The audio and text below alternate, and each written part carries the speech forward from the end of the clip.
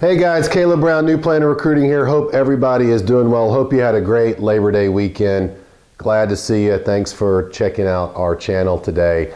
Hey, I just want to talk a little bit about sort of meeting clients where they are. I recently had a financial planning meeting with a very new associate planner. They've got less than 1 year of experience, kind of out of school, and just wanted to walk you through just sort of what I thought they did well in this meeting and maybe a couple things that they needed to work on. I mean, the first thing was they came to the meeting very prepared. They had copies of the agendas, all the paperwork for me and the other professionals are in there, plus the clients. And they had, I mean, there was no errors, everything looked great. You know, the presentation, no typos, nothing missing, not scrambling around, neat and organized. I mean, it was awesome, making our lives as more senior people a lot easier. Okay, which is one of the reasons why they're there. They also had a chance to walk the client through a couple of agenda items. You know, just going through some of the paperwork, some of the like the asset allocation that they had created and sort of what some of the changes we were looking at making. And they did that, I thought, really well. They had a lot of confidence. They kept a steady cadence, they had confidence, and it instilled confidence with the client that they knew that what they were talking about. Okay. They also did a good job of asking the client if they understood and if they had questions. Hey, is this making sense? Do you have questions? One of the areas though, a lot of times is, if you're a new planner, I know I struggle with this and still do, I mean, because it's an evolving skill, but some people don't know like what questions to ask. They don't know what they're missing. And then sometimes they even know what questions to ask, but they're nervous or they're embarrassed to ask, like, hey, what's a mutual fund? Or, you know, what's the S&P 500 that you keep referring to, as this new planner did. So, because they don't want to be judged, like, oh, in this case, these were two physicians. Okay, so these are highly educated, highly sophisticated people.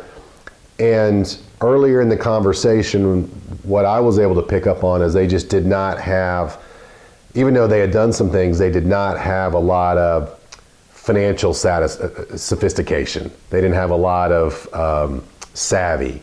So when the new planner is talking about S&P 500 funds and emerging, like, trying to help them sort of, okay, you need to break this down.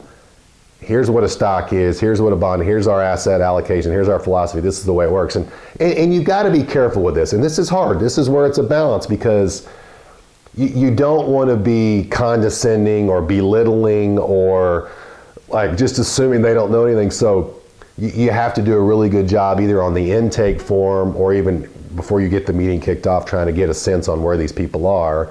And sometimes you can tell just based on what they have.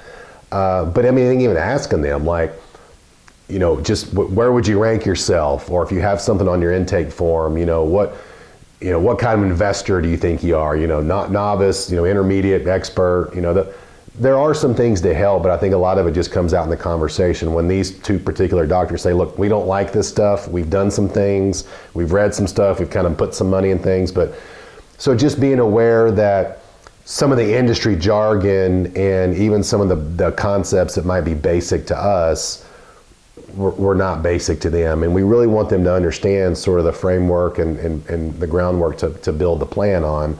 Just because as the market or whatever things change later, they're going to know that, especially how their money's invested and what's going on and sort of the strategy that we have for them on the planning and the investment. So couple other things. At the end, I mean, you could tell they were getting a little like, hey, we got to go pick up a kid, or just getting a little antsy. And the new planner, instead of forcing them to kind of stay in the office and sign all these documents, walked them through and said, look, here's what we need. I know you guys are in a hurry. Why don't you just take these home with us, and we can come pick them up, or you can mail them back, or we'll get them somehow. Just giving them the flexibility and the freedom, and they actually took them up on that offer. So that was good sort of insight and sort of understanding like, okay, I got to read the room here. They're looking at phones, they're looking at watches, they're texting the babysitter, whatever it is.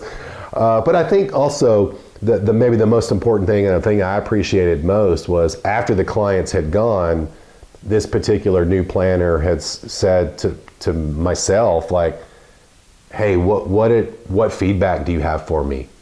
What can I improve on? What can I do better on? I know that I can improve. What suggestions do you have? And I didn't really have a lot for them, so I want to lay that out because this stuff is hard, but it's a lot more difficult when you don't have a lot of experience in client meetings. So I hope that was helpful. We'll see you next time. Good luck in those client meetings. Bye-bye.